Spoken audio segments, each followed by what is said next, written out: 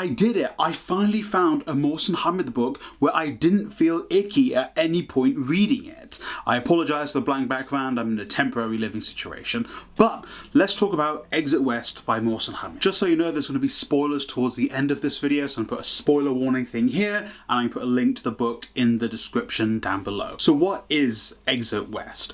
Exit West is a story about life, about love, about being an asylum seeker, about living in a war-torn country, and about self-discovery. It is intense throughout. There is a lot of things that are happening that, frankly, are happening in real life, but as someone like myself who is in a privileged position of being born and raised in an economically developed country, it's showing me things that I don't think I may ever experience in my life, and I don't think anyone should experience what these characters go through. But it's unfortunately the reality for a lot of people in our world. And alongside the description to this book, I'll also put a link to charities to help asylum seekers in the description down below. So let's talk about our characters. We're following two people in this book. We're following Saeed and Nadia, who are from a nondescript Muslim nation. I don't think they ever actually say they are Muslim, but the way, you know, the prayers and stuff are described, you're assuming they're from a Muslim nation, most likely from the Middle East or Asia, or South Asia even, but it's not really, I don't think it's actually said where they're from. And it's about their lives in this country that is war-torn from a civil war, and it's also about their lives as refugees and asylum seekers. We'll start with the first half of the book, which is their lives in a war-torn nation. So Saeed and Nadia are basically a romantic couple at this point, and I think I'll put a spoilers warning here. So Saeed and Nadia fall in love very fast, and there is a lot of description about their relationship, their differences, and how despite their differences they're coming together, and how despite the circumstances surrounding them, they try to find ways to live a quote-unquote normal life, a life full of love, to try and have this relationship despite the circumstances of, say, a extremist militant group and a government that isn't really telling them the whole truth and is cutting off like their means of communication, and how they're still trying to find each other through all of that.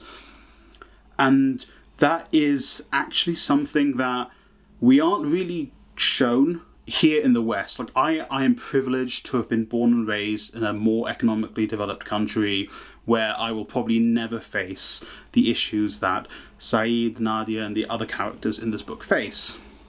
And when we are reporting on the lives of people in these war-torn countries, a lot of the time, except for like, you know, maybe a documentary on people, there's quite a few documentaries about the lives of people in like Palestine that I can recommend. We don't really see the human nature behind these people. We see them as those people are suffering, but we don't actually see, you know, these people are suffering, but they're trying to live their lives. You know, there are couples trying to meet each other. There are families trying to get their kids to school. There are young people trying to finish university, or young people trying to get their first job. We don't really see that all that much. We mostly kind of just see these people as numbers or just faces to look at whilst they tell us the goings on of governments or militants, etc.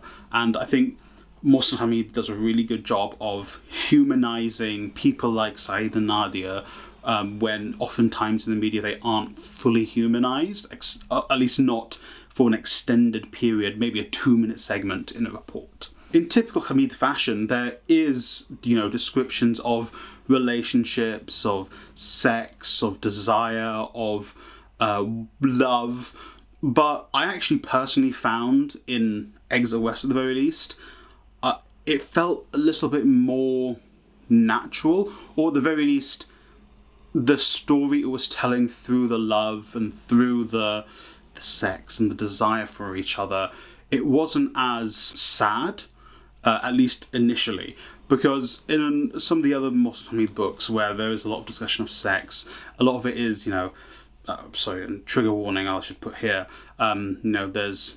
it's forced, it's non-consensual, whereas in Exit West, he does a very, very good job of, and rightfully so, humanizing these people who are going to become refugees, because in our media, they aren't. Like, if Saeed was described as the kind of person that the media claims all asylum seekers are, someone who forced himself on others, someone who is dangerous, who is, violent, that would completely contradict what the vast majority of asylum seekers actually are. I know we see in the media people always describing them as evil and bad and scary, but Hamid actually describes Saeed and Nadia as people, and I quite like that he actually, shows this tenderness of Saeed, and not throughout, obviously, though he does touch on other emotions that Saeed has, but he actually shows him as a tender, loving individual, which is something oftentimes, especially men who are asylum seekers, aren't portrayed as, or, deliberately aren't shown to be, or are deliberately portrayed to never be like.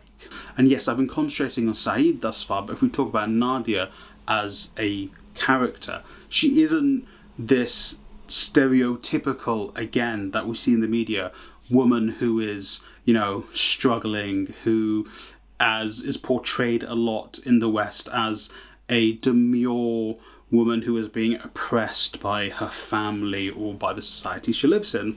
Yes, Hamid very rightly so shows that there are several things that are stuff that will only affect a woman in this hypothetical country. He shows, and again, trigger warning, that, she is sexually harassed at different points of the story. He shows that her family don't really support her in some of her goals. He shows that she essentially uses, it's called a black robe, but it would be an abaya, more or less.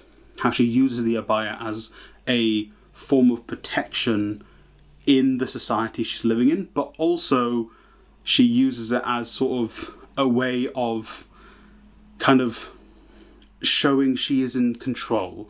Like, the abaya oftentimes, or the black robe as it's referred to in the book, oftentimes in Western media is seen as, oh, this is oppressing women, this is telling women how they can dress. And Hamid and Nadia do address that, but also Nadia says very clearly, it's not just that, it's also my way of having control of my body and how people view me as an individual and my body, but also it is a way of navigating this society where women are potentially looked down on, and in a different way to they may potentially be looked down in the West, because that is addressed later on in the book, but I want that for the spoiler section. Speaking of spoilers, we're going to get into the spoiler section very soon, so essentially, I would say, if you don't want to watch the spoiler section, thanks for watching, like, subscribe, share the video, and if you want the book, check out the link in the description down below. I highly recommend it, especially if you're the kind of person who cares about asylum seekers and refugees, and actually seeing it's a simple story, but it's a well thought out and well plotted story, and the characters are actually pretty engaging, and the characters do feel very human. And I quite like that. So, again, if you don't want to stick around for the spoilers, I do recommend this book. It's a Mohsin Hamid book, which I would actually recommend to everyone. Some of his other books, I would say, I'm a little bit more selective with who might enjoy his books. But this one, definitely go and read. But now, we're going to get into the spoilers. After the death of Saeed's mother, Nadia decides, okay, she'll take up Saeed on his offer to move in with him and his family. And eventually, as the militants and who are extremists become more and more in control of the city they live in, they decide we have to leave. And I should have touched on this earlier, but within the story there are these doors that lead to other parts of the world. That might be a bit of a spoiler, so that's why it's here. So these doors take you to other parts of the world, and everyone knows about them, and they're being reported as being real. So it's not like it's kind of magic, but it's not like, oh, only certain people know about it. Everyone knows about it. So they decide, okay, we're going to go through one of these doors. And they eventually do, there's some back and forth. Saeed's dad decided not to come because, he is tied to the land he lives in. You see this in a lot of documentaries about places like Palestine, where these people who grew up in Palestine prior to the Nakba, they don't want to leave. This is their home, this is where they grew up, this is where their family is from, and they don't want to leave. And Saeed said he can't leave. His wife is here. His wife was buried in this city. He can't leave her memory behind. So Saeed and Nadia decide, okay, reluctantly, they leave his father behind and they go through one of these doors and end up in Mykonos. And this is where their story as refugees and asylum seekers really starts. It really tells you the disdain people have for them, where places that are nicer, like Germany, the UK, America, are guarded off, but the not so nice places, they can go there. And it really shows this divide where these big or economically developed countries don't want to help these people who are fleeing a war. There is also, some pointing out to the militants that were in their city actually went to, I think, Vienna and caused issues and killed a bunch of people, which is a thing that we see, in real life, which has caused a backlash against the refugees like Nadia and Saeed. So, going from there, we kind of see their first stop in their lives as asylum seekers / refugees. And in that, you kind of see what you see reported in a lot of the media of these much smaller refugee camps where, it's pop-ups of tents, of shanty towns, and, people are bartering to survive, and then there's some, lack of security here and there, and people are looking down on them. But there are a few people who will help them. Hamid does do a good job of showing people who are genuinely, pro-asylum seeker. There isn't a lot of them in this book, which I think makes sense, because when you see in the media, overwhelmingly, it is reported that people don't like asylum seekers, whereas, it's probably not like that. But, much like in his book, overwhelmingly, there are people who don't like them. But the people who do like them are genuinely good people. So they meet this one girl in Mykonos who helps them leave Mykonos and go to London. And here, Hamid, hints at this relationship between Nadia and this girl from Mykonos, which kind of comes in towards the end of the book, which I will also touch on. So from Mykonos, they're in London, and in London, Hamid does a really good job of showing the more extreme side that is sadly growing in the West of responses to refugees and asylum seekers. So basically a bunch of people are squatting in a rich part of London, and Saeed and Nadia become people who are squatting in this rich part of London. And what is London's response to this? What is the UK's response to this? Well, it's to essentially side with ultra-nationalist groups and bring in the army to, scare asylum seekers, to cordon them off into a certain area, to cut off their electricity, to cut off their access to, essentials for life, and to, be violent against these asylum seekers, against these people who are fleeing persecution, and they're persecuting them themselves. It's actually sadly very, very true currently in the UK, where asylum seekers are being forced into barges, essentially prison barges, indefinitely, or they're being put in hotels indefinitely, and they are being blamed for the failures of governments, which clearly is also a point here in this book. But Hamid does a very good job of, he doesn't, try and be like, oh yeah, but these are not, well, actually one of the characters is like, yeah, I get what the nationalists feel like, but it is very much pointed out that I get what they feel like, but they are still wrong. They would say, yeah, I guess they have a lot more to lose than us. And then another character's like, yeah, but so we are still human. We deserve to be treated with respect. It's very good that Hamid isn't, siding very much with nationalists, or at least he doesn't, have too much sympathy for them. My one criticism is that issue just kind of disappears. It's just kind of like, oh well, we can't do anything about it. I guess we're going to stop abusing the asylum seekers. And I'm like, weird, very, very weird way of taking that. That's one of my criticisms of this book, but I guess he kind of had to get the story moving, and without making it super long-winded and, you know, making it so like my name is Khan type deal. There wasn't really another solution around that, I don't think. So just kind of, we time skip ahead, and the asylum seekers, or the refugees or asylum seekers, are now essentially in work camps.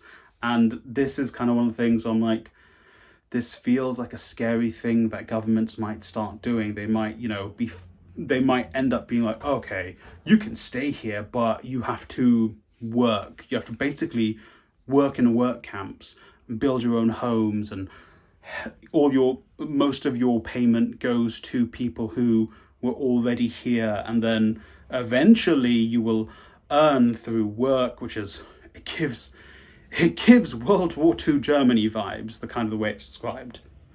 If you earn through your work, then you get more money yourself. And it's like, and rightfully so, I think Nadia and Saeed, who at this point have started to grow apart a little bit, you know, this being forced together for so long is difficult in a difficult circumstance. And they essentially decide, okay, we're leaving. We can't be here. This is not a great situation for us as a couple, sort of, as a relationship. So they leave and they go to some part of America near San Francisco. I don't remember the name, but they go there and they basically join what is a commune, or like a free town of asylum seekers / refugees who have decided to settle there. And this is kind of towards the end of the book, and they are given a little bit more space to be themselves. You know, they're not being forced to work. They are working, they are sustaining themselves, but it's not super hard labor. And with that, they're allowed to, you know, finally be themselves. They're not their old selves, but they're their new selves. And they drift apart eventually, which makes sense because Saeed is also a bit more religious in his ways, and Nadia is actually, we see towards the end of the book, revealed to not be a lesbian exactly. Maybe she's bisexual, but, you know, she's a little bit more liberal. She's not really as conservative as Saeed is, and they just felt they were drifting apart as individuals. And I feel like it really showed very well that these are still people, and asylum seekers, refugees are people who deserve to be able to explore and be themselves, and not just be pushed into these camps. They should be given freedom, and like everyone else, they'll struggle, they'll have issues, but they will find themselves, much like all of us should want to be finding themselves, which I think was beautiful. And again, it really, really humanized refugees and asylum seekers in a way that you don't see in the media. Even in like pro-refugee things, sometimes they show refugees as, look at them, woe is them, you know, they need our help, these poor people, you know, they need our support. Whereas this is, yeah, they can get help and they need help, but they are people at the end of the day. They are humans and deserve to be treated as such. And that's basically, in the end, once they found a space where they were truly treated as people, as themselves, to be allowed to be themselves, they flourish. And then at the very end, in a very short chapter, the two eventually go back to their home city 50 years into the future, I believe, and they reconnect. And they just say, essentially like, wow, this was our lives. Imagine what would happen if things went differently. But we ended up in a place where, you know, we felt like we could be ourselves. And it's a very sweet ending. And again, it's a Mohsin Hamid book where I would actually recommend it to a lot of people. It's not, you know, as difficult of a read as some of the others, and it's not as too Asia centric. I believe a lot of his other books are a little bit too like Pakistan centric at points, whereas this one I actually didn't feel as such. So yeah, I highly recommend it. I kind of went very deep into the plot of this one, but I just wanted to talk about it. If you want more videos like this, let me know in the description and the comment section, even down below. Thank you for watching. Remember to like, subscribe, share the video with a friend or family member, and hey, hopefully at some point I will have permanent living conditions.